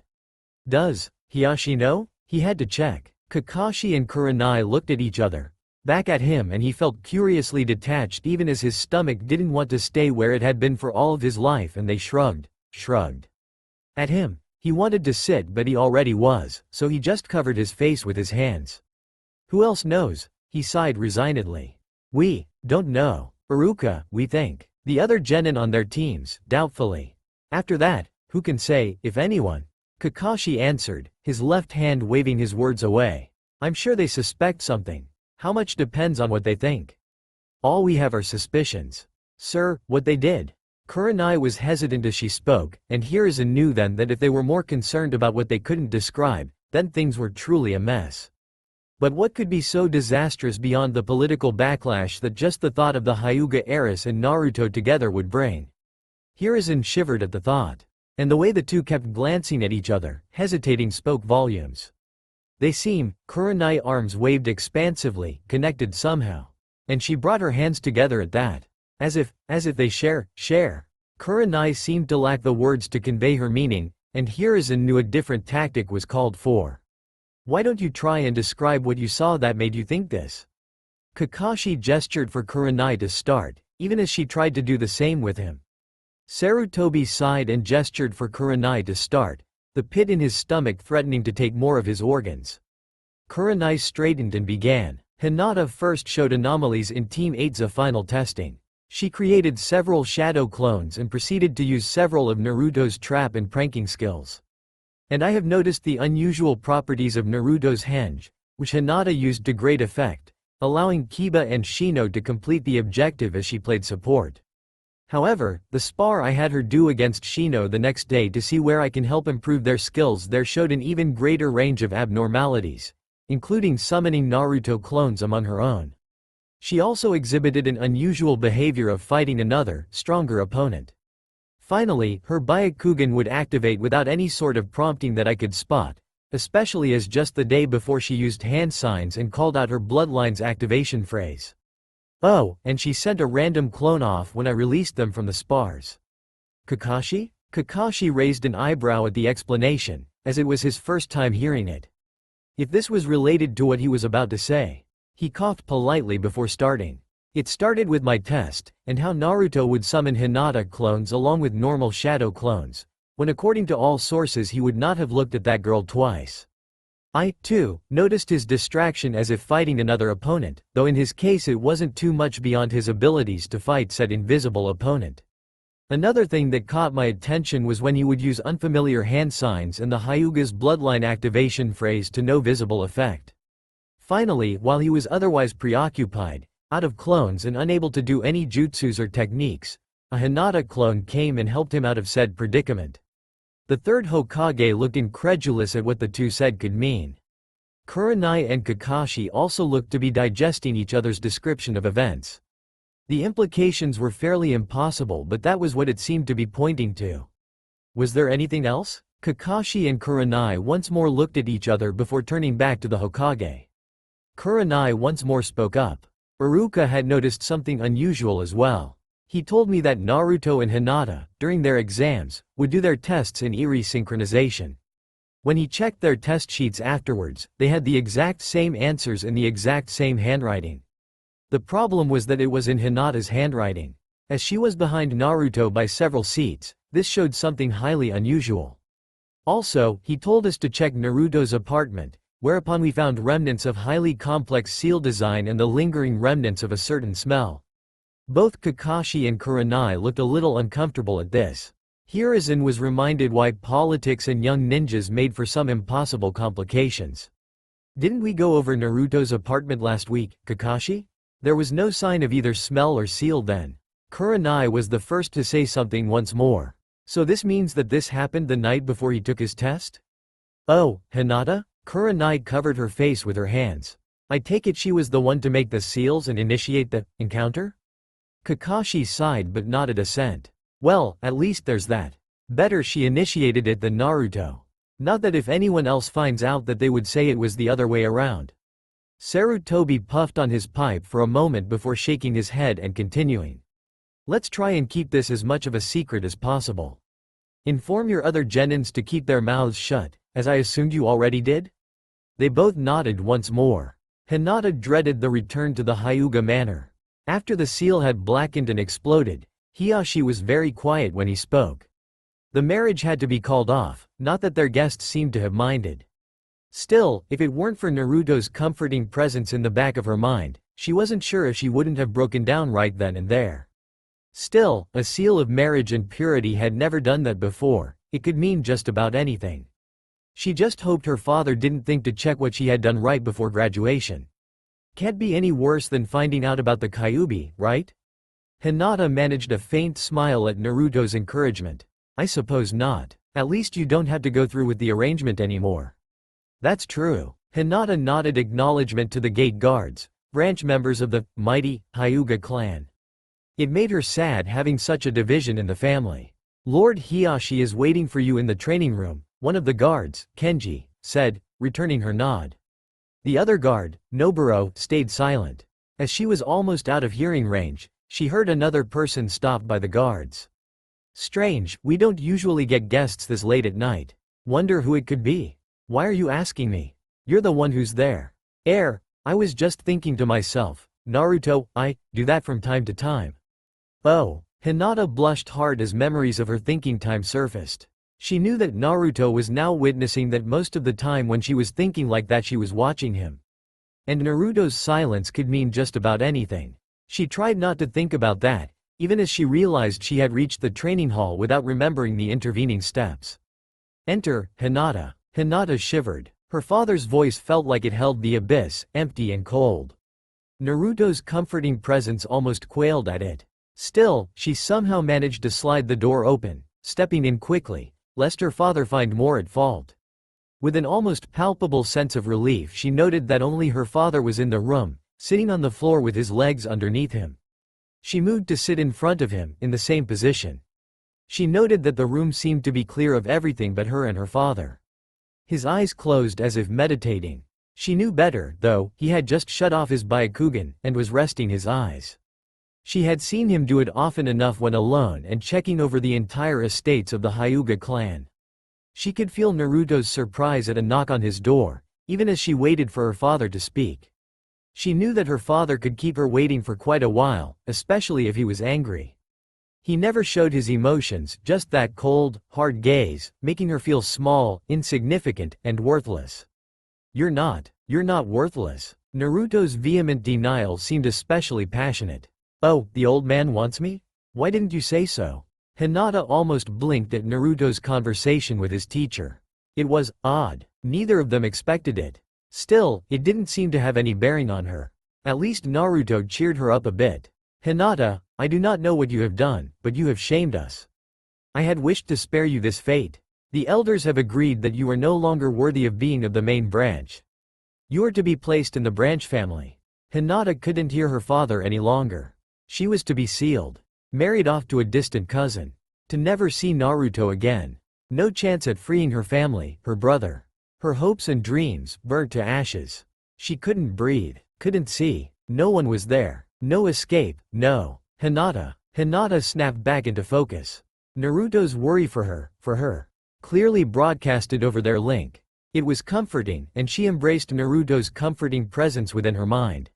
She had this. They couldn't take Naruto completely away from her. Her father's words were now just a buzz, his lecture and disappointment washing over her. It didn't matter though. She smiled. Todaki is a Hinata? Hiyashi stopped his lecture, noting something off, though his voice was still harsh. Would she get punished for not listening as well? The knock on the door and a muffled, Lord Hiyashi, told her that at least it was going to be put off. Still, why would someone interrupt now? Apparently, her father had the same thought, as he briefly activated his Byakugan. Kiyoshi, may I ask why Kurenai is waiting with you out there? She says the Hokage has summoned Lady Hinata, and that he wishes to speak to you as well, sir. Very well. Hinata, when we return, the sealing ceremony will be taking place. Be prepared. Hinata could only nod nervously. Naruto couldn't help but scowl as he walked towards the Hokage's tower. Her father planned to place a seal on her. It didn't sit right with him, and both of them knew it. Kakashi gave him an odd glance, for all that Naruto noticed in his anger at their father. Learning about the caged bird seal was giving Naruto an itch, his hand unconsciously straying towards his stomach. Oh, how I wish we didn't have this seal. Naruto realized he almost thought that was his thought. Whatever Hinata did, it seemed to him that she wanted to be one with him as they said in marriages, body, mind and soul, though how he knew that. I think our memories are blending together. Naruto blinked at the thought. Easier said than done. Then he blinked again as he realized he and Kakashi had already climbed the tower stairs and were just now outside the Hokage's office. Hinata was also on her way. Would whatever Hinata had done merge them as one forever? It was a bit of a chilling thought for the both of them, as Hinata had never intended for that. It wasn't long before they were at the Hokage's door. It was hard for Naruto to concentrate on his thoughts and his surroundings at the same time, but he was working on it. Hinata's training was helping him here. Of course, how she trained made him wonder. Apparently Sasuke didn't get all the girls. It was an interesting revelation for Naruto. Naruto, the Hokage is talking to you. Naruto gave a start, realizing that it was obvious he wasn't paying attention at all. Both Kakashi and the Hokage scrutinized him. Hinata, what if they know? What do we tell them? He could feel Hinata gulping at the thought. As little as possible. Just say nothing for now? Why don't we wait for Hinata to come? The Hokage smiled. It seemed that Naruto may have finally noticed his own little fan club. Naruto just sweated some more. After what felt like an eternity to Naruto and Hinata, Hinata finally arrived before the Hokage's office, her father in tow. They were not looking forward to this discussion. Hiyashi walked into the office with Hinata at his side, his face set like stone. Naruto was sure not even the Hokage could read what was in his face. Hinata's desire for his approval and constant dejection was not helping. Naruto sent her his encouragement. Hiyashi was careful not to show any emotions, any signs that would give his thoughts away. He hated having to play the games of politics, but that's what life wanted of him. And so he played it to his full abilities. Not even his daughter knew how much he cared for her, how much it tore him apart telling her that she would be sealed. Life was never fair, he knew that now. So he had to harden his heart as much as his face, so that the vicious jackals that surrounded and infiltrated the Hyuga would not know his weaknesses. And yet, all his dreams, his goals just seemed to slip from his grasp. Most of them had died with his brother. And now the rest would die with his eldest daughter. If only she could be more like Hanabi, without losing the core of what she was, like Hanabi had. It saddened him that his daughters went to the opposite extremes, and there was nothing he could do about it, it seemed. He almost jerked when Hinata, who had the look of someone sent to the executioner's block, suddenly straightened and smiled. Something odd was going on there. Hinata had some mood swings, but suddenly becoming cheerful on her way to the Hokage's was not in character for her. Their escort also concealed their surprise, but Hiyashi saw through that facade. Still, a new puzzle piece had been presented to him, and it seemed that he wasn't the only one who was looking into this puzzle. He fleetingly wondered if this was the reason they were being summoned but quickly dismissed the thought. He didn't have enough information yet. The Hokage is waiting for you inside. The others have already arrived. The secretary, guard in front of the Hokage's office just gave Hiyashi more information. Others were involved, which either meant something important or trivial to the Hyuga. If it weren't for Yui's guard of Anbu, he would be inclined towards the latter, making this trip a waste of his time. He knew that it would be the former, though, even if he couldn't see why yet. As they entered the office, Hiyashi took note of the others in the room. The Hokage was sitting behind a wooden desk, dressed in his Hokage robes. Kakashi Hitaki, one of the village's elite of the elite, was also in the room, dressed in full gear. Hitaki would have looked relaxed if Hiyashi hadn't been trained to notice the minute details that gave away his taut muscles and very guarded in prime position. The Anbu took their hidden positions that only those who knew they were there would be able to even know about them. The container was there, already looking their way, relaxed and smiling at his little girl. Hiyashi mentally clenched his fists, knowing that somehow Hinata had gotten closer to the pariah already, confirming the elder's decisions. Still, unless Hinata found out about the Kyuubi, this seemed a bit excessive. Not even the container knew, as far as Hiyashi could recall. As the door shut, Hiyashi noted the silencing seals activate. And more than average. It was serious. A tingle of worry wormed its way into his mind. I have been informed that Miss Hinata here has used a forbidden technique that she has previously displayed no knowledge of it. The Hokage spoke formally, his words like a stake through Hiyashi's heart. Had his daughter fallen so far? As the Hokage continued, it seems so, and that S-class secrets have been revealed to her somehow. I ask you this, Naruto.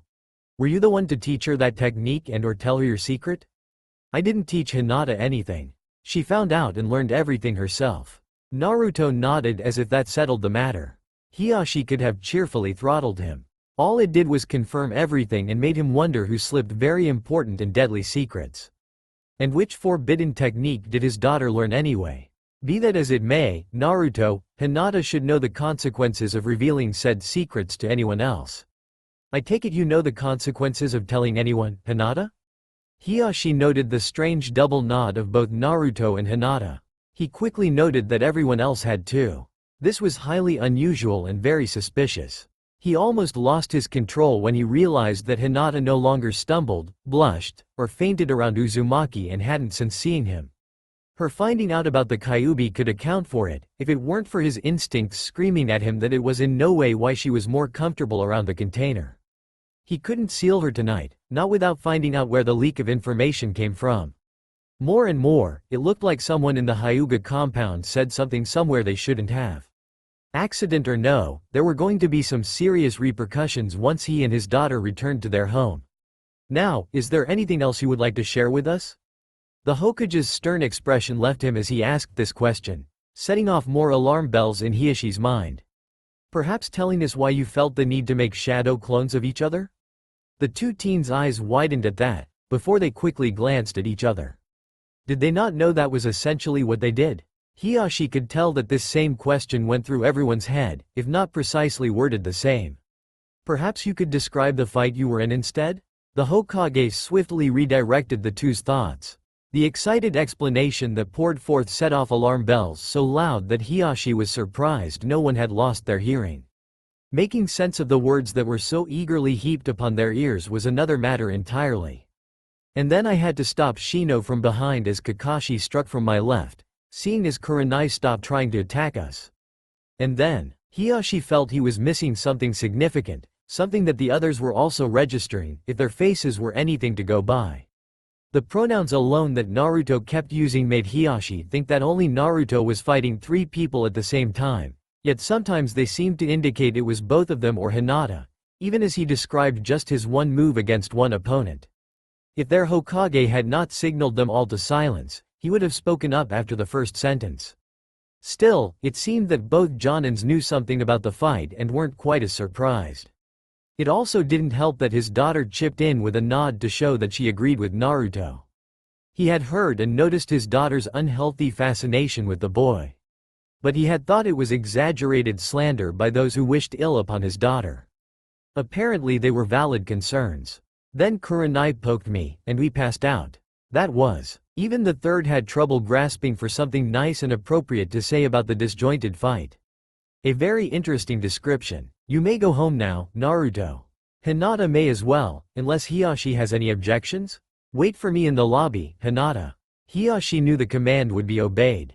It was one of the few things he could count on from her. Both Genin nodded before leaving, breaking the security seals. Once they left, Hiruzen reapplied them. Now they could discuss whatever the hell it was that connected his daughter to the container.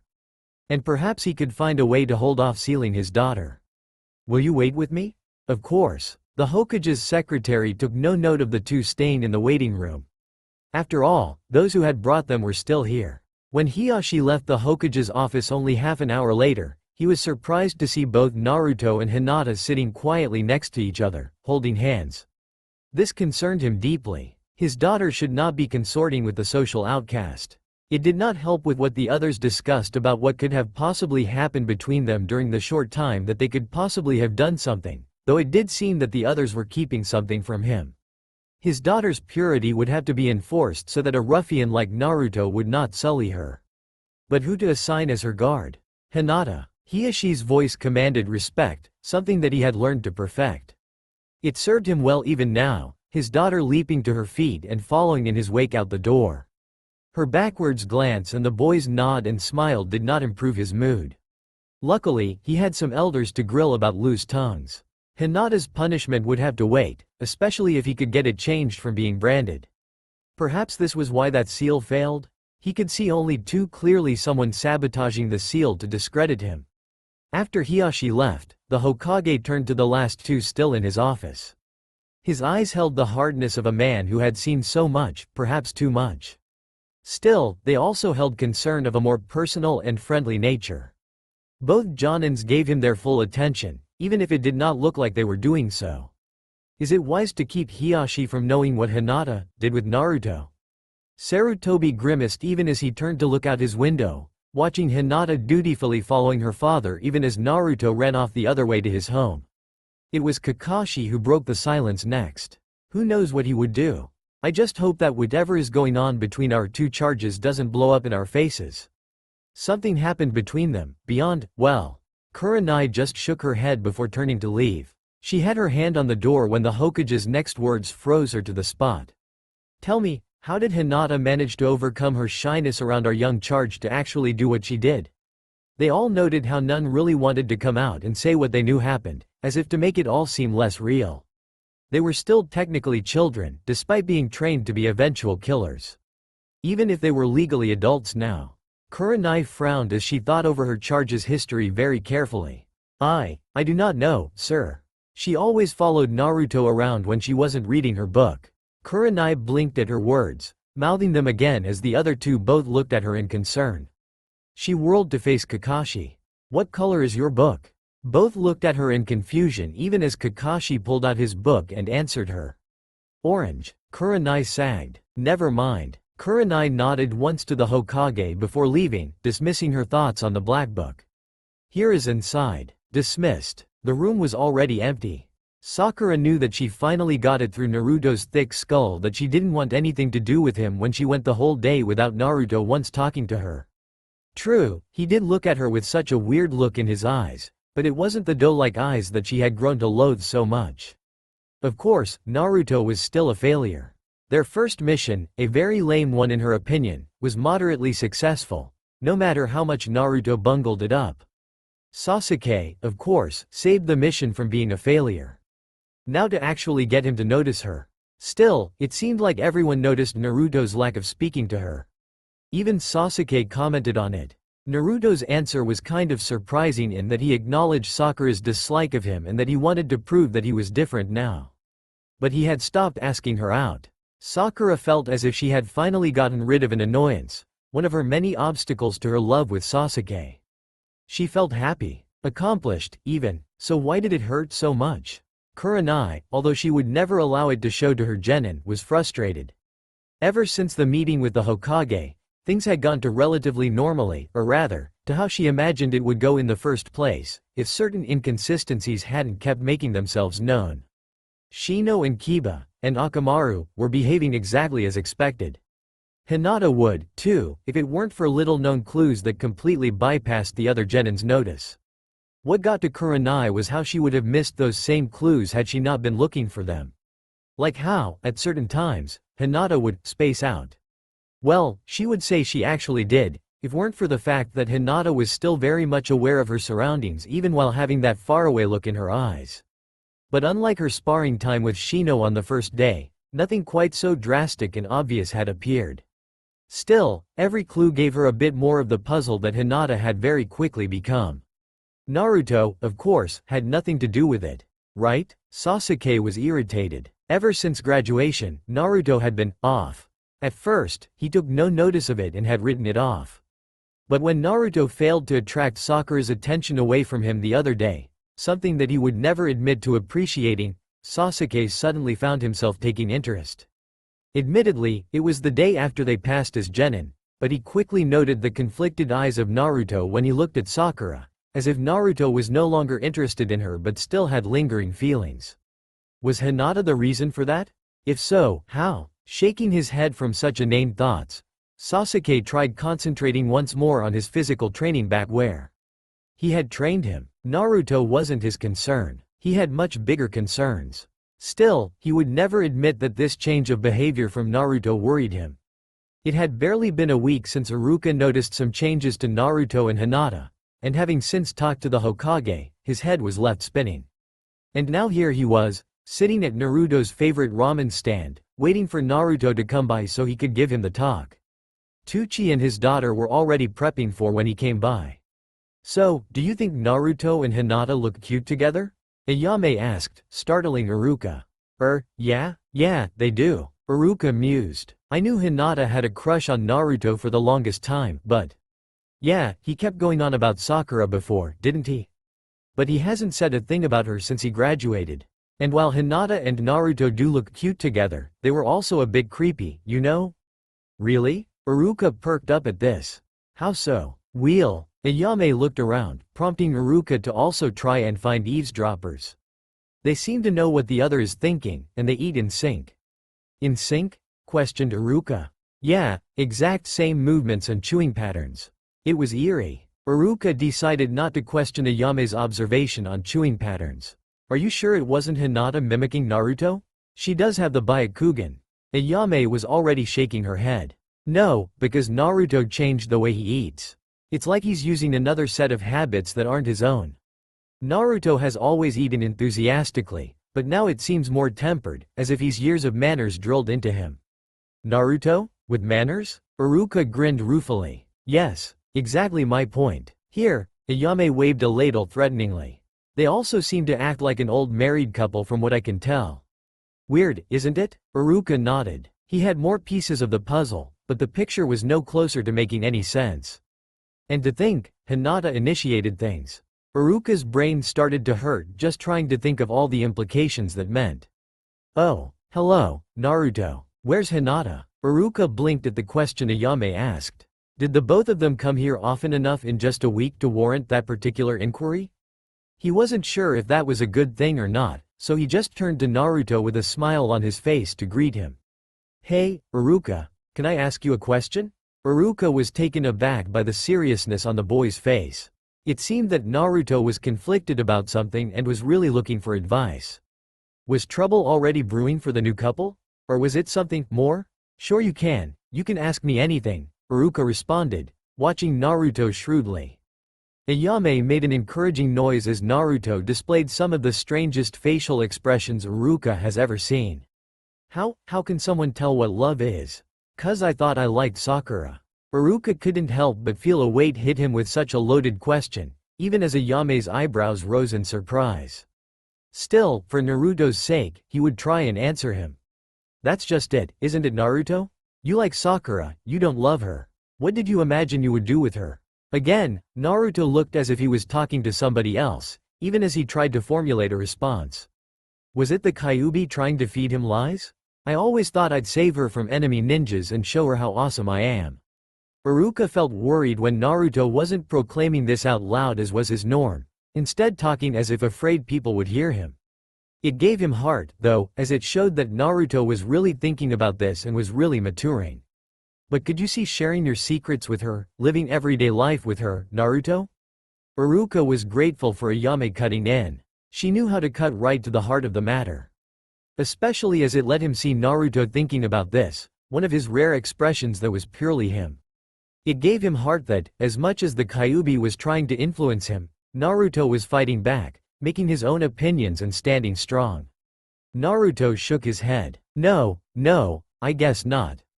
Thanks Iruka, Ayame. And then Iruka got to see something even rarer, Naruto's true smile. He couldn't help but grin back. It was later, as Iruka was heading home for the day, that he was stopped by Hinata. Thank you, Iruka, for helping Naruto. I really appreciate that. Iruka blinked. Did you see Naruto after I talked to him, then? Hinata blushed and looked away, even as he spotted the rest of her team a short distance away coming from the same direction Hinata did. I knew he was going to talk to you. He narrowed his eyes at Hinata's fidgeting. He couldn't help but think liar. Alright, let Naruto know that that's what I'm here for. He blinked as he watched Hinata gain the same facial expression as Naruto did earlier. He gave a hand sign to Kurenai. He knows, Iruka. Thank you. Kurenai gave a nod behind her genin's back as they came closer.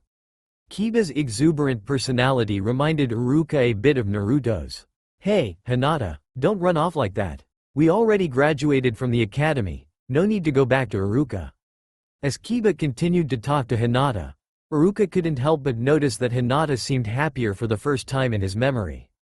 Glancing at Kurenai, he knew that she was looking at Hinata similarly. Somehow, he knew that his conversation with Naruto was related somehow, but for the life of him, he couldn't figure out how. Hiyashi couldn't help but wonder at his daughter's exuberance on this day, a week since the disastrous attempt at engaging her.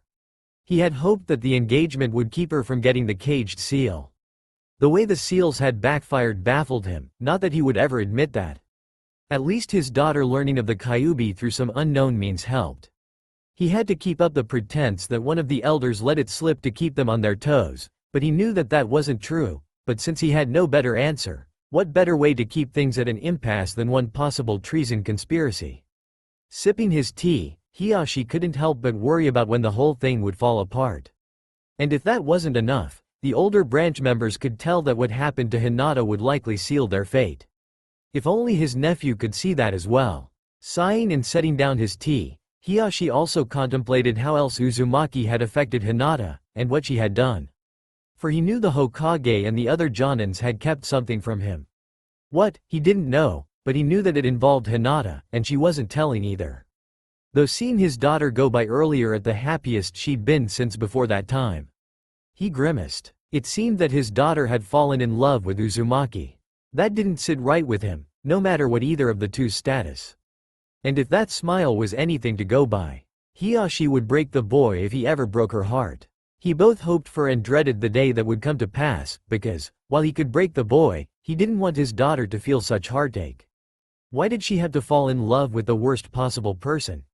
Weeks later, Kakashi could admit even he was vexed. Training and getting his unit to become a cohesive team was difficult enough, but the enigma that Naruto represented was getting to him, much less how Hinata was connected to it. Kurenai, sitting across from him, had voiced similar opinions. Iruka, sitting to his right, looked equally pole-axed. To his left, Asuma was watching them amusedly.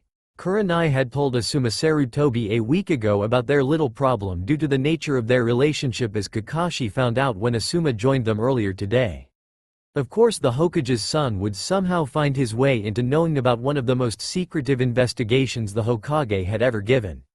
Admittedly, it was also one that didn't involve anyone's death, which was a really refreshing change of pace. How in the name of the log do they manage it? And how long have they been at this, now? Kurenai's voice cut through Kakashi's thoughts with equal amounts of frustration. Iruka shrugged. If what Hiyashi has said is true, then Hinata has been doing it for a couple weeks now. Kakashi here can confirm it, though. Yes, somehow Hinata has been appearing in Naruto's room for almost 2 weeks now. How she does it is still a mystery, as Naruto's apartment has several safety features that the best seal master has installed that blocks things such as the Shunshin. On top of that, no alarm has triggered, which, for someone to do what Hinata does, should be setting it off. It makes no sense. Everyone stared at Kakashi as his voice rose in volume with each point he was trying to make. It was a rare thing to see Kakashi so worked up. They hadn't had a repeat performance, now, have they? Asuma grinned as Kurenai shot him a look. No, that they haven't. Apparently Hinata just goes and snuggles up to Naruto like he's a teddy bear. If it weren't for the security concerns and Hiyashi's panic, I would say it would even be cute. Iruka blinked. Does Hiyashi know? No, Kakashi was shaking his head as he responded. He only knows that she appears in a secure location. I think he suspects, though. But the Hokage is trying to keep it on a need-to-know basis. Also, I think Hiyashi doesn't want it confirmed. Kurenai grimaced. Hiyashi is using this to keep the elders in check. Surprisingly well, I might add. But he knows he can't hold them off forever. At least the elders know Hiyashi is telling the truth when they demanded answers from the Hokage behind his back. Ha! Kakashi grinned at the memory. At least that was kept private, so that no one else knew about Hinata's little, disappearing act. What about the other genins? Have they noticed anything? Asuma's voice arrested Kakashi's trip down memory lane abruptly. Shino has for sure, as much as he tries to hide it, Kurenai replied.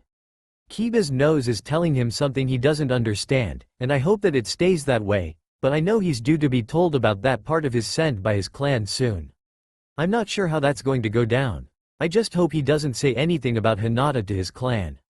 Best tell him not to say anything that he smells of his team to his clan, till after he talks with you first, then. That should help. Asuma was nodding at his own words. Right, I'm not sure what to do about Shino. He seems to at least be keeping it to himself at the moment, at least. Yes. Unless something develops there, best to leave the Aburame alone. The clan is notorious for keeping things close to their chest, but what clan doesn't? Just make sure he talks to you before telling his clan anything, is all.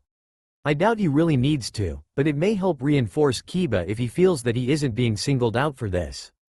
Good idea. The Inazuka clan is all about group efforts, after all, Iruka confirmed. How about your genin, Kakashi? Sakura, I think, is just happy Naruto isn't following her around anymore. Sasuke, though, the team dynamic is off.